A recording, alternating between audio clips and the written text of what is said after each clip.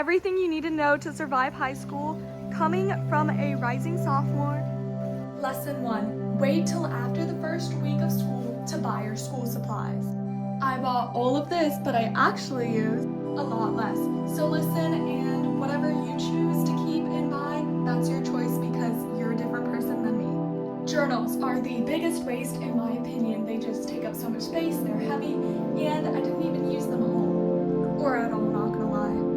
Binders, I use these and I love these, but I bought way too many. I only actually used 3. You definitely don't need this many. I really use this mainly for science, math, and ELA and history. Folders are amazing for any extracurricular. Just tip, never put the subject name on them because that way you can just color coordinate and say, hey, this one is for history, this one is for DECA, for example. Also, pro tip, get plastic ones. They last a lot longer and are a lot more heavy duty. These are the best. A planner. I have so much to say on these, but so little time. So, in short, this is a pro for some people, but a con for others. To me, this just took up my time. I just memorized what assignments I had to turn in, and this just I did not use it a lot except 3 times. Last but not least, pencil cases. I really like these. Papermate, no, Mr. Pen ones. Oh my gosh, that's so embarrassing. Anyways, these are really high quality because they are just very durable, and I like the size. They're perfect. Lesson 2. School is not about looking cutesy. Some of my best notes look like this, just plain, ugly, really kind of messy, and just regular bullet points. But you'll find a system that works for you. It just gets worse and worse as the year progresses, but literally anything works. And, you can also make aesthetic notes like this. I like doing basic aesthetic notes with highlighter as background just to make it kind of colorful and interesting just for title sections, because visually speaking, that helps you associate different categories. So you can do different colors, same color, but doing this while I was taking notes was really annoying and hard, so I just recommend, know what you like, know what helps you, and have a system.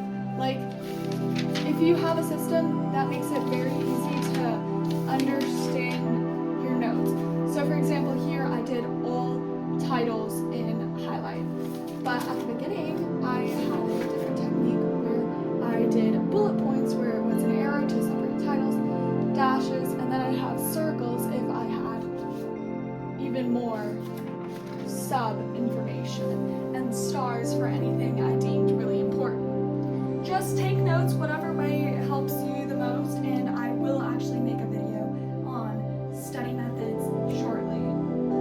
Lesson 3. Everything you need to know about your teachers.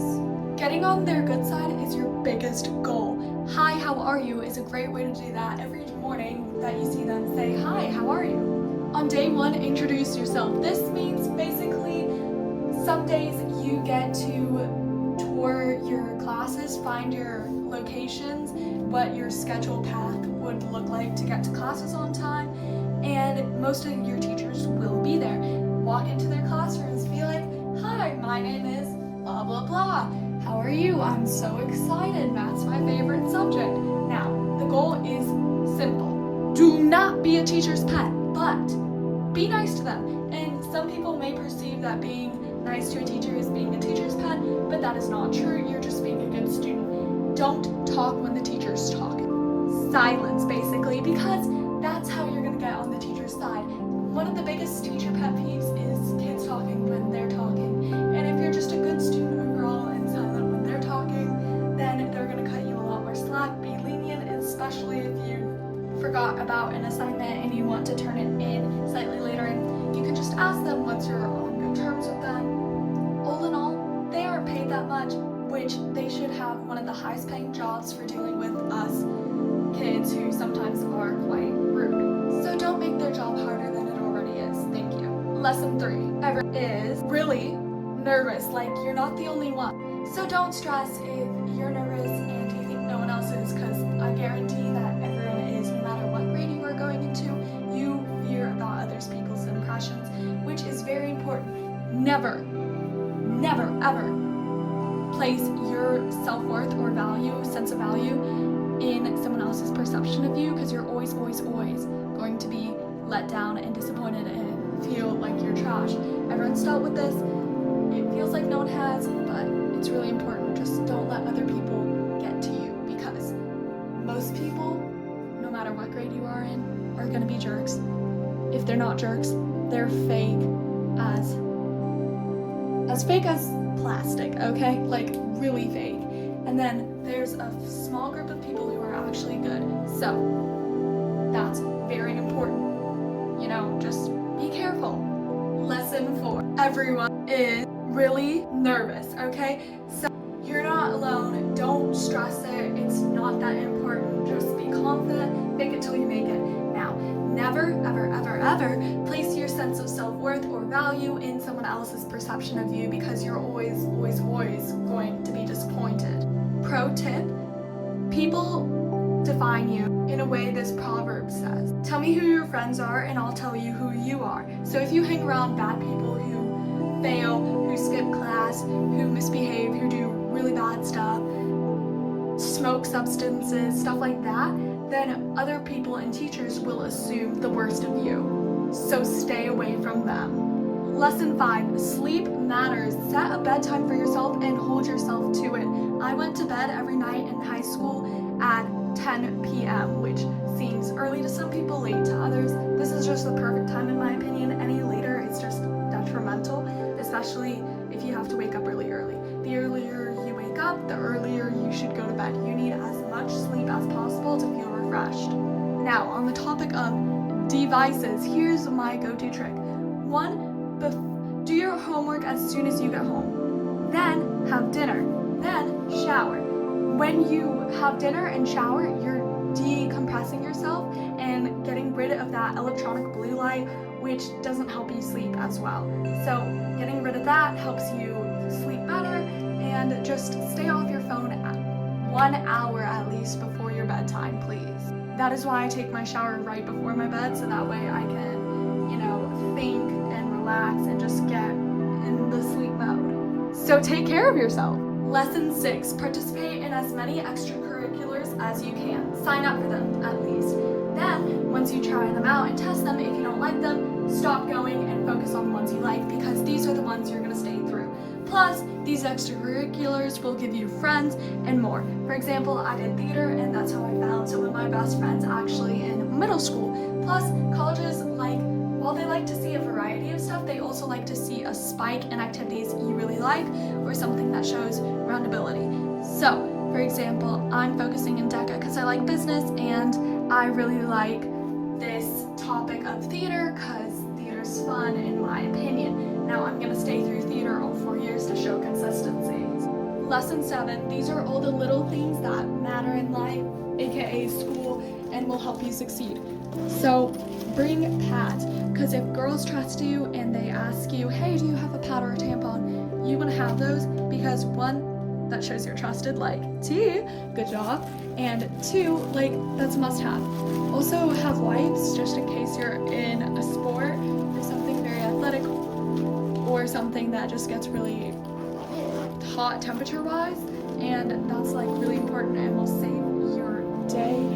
And then another thing that I recommend is having a lip balm, lip gloss, lipstick, whatever makes you feel comfortable, and just chapsticks are also a great recommendation. But just know these are very nice.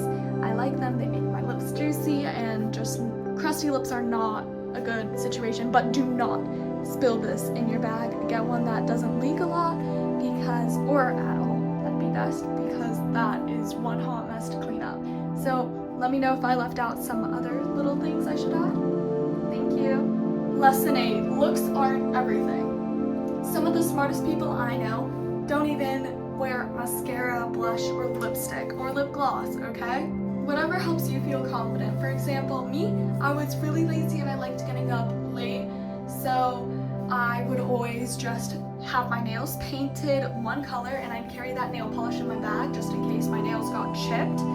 But other than that, I did not use my makeup unless I was doing some sort of theater show or DECA, like, I didn't really care about my looks.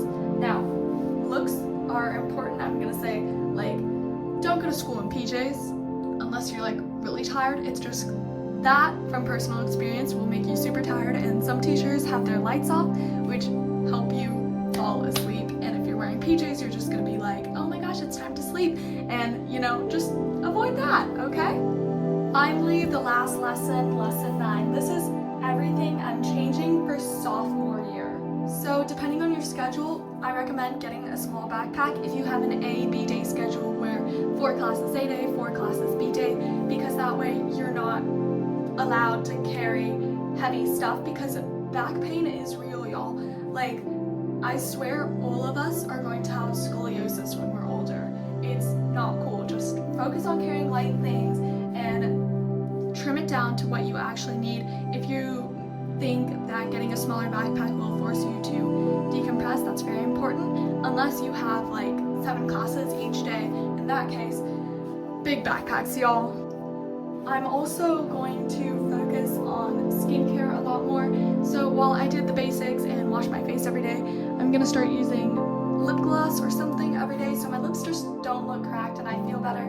And I'm going to use more perfume because I used to be very sensitive with perfume, but I found a really good brand, Daisy. I literally used my last bottle, so I'm gonna head to Target soon.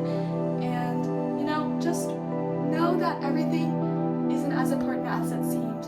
And survival tip: if an older guy approaches you, or someone of the opposite gender approaches you from an older grade, the only reason they're talking to you is either to help you, which is rare, I'm gonna be honest, but does happen, or to be predatory because they can't get anyone in their own grade because of something they've done. So I've noticed this in my grade at least. Some kids will date down to like middle school, which is super creepy. Middle schoolers, stay away.